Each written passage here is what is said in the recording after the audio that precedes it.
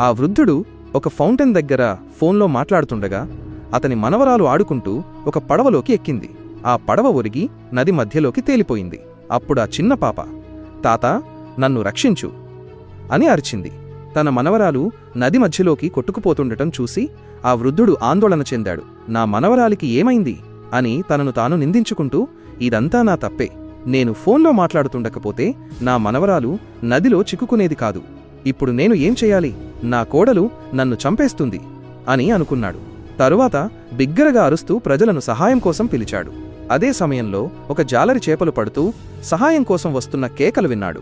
అతను తన స్నేహితుడితో, అరే, ఒక పిల్లవాడు, ఒక వృద్ధుడు సహాయం కోసం అరుస్తున్న శబ్దం నీకు వినిపిస్తుందా అన్నాడు.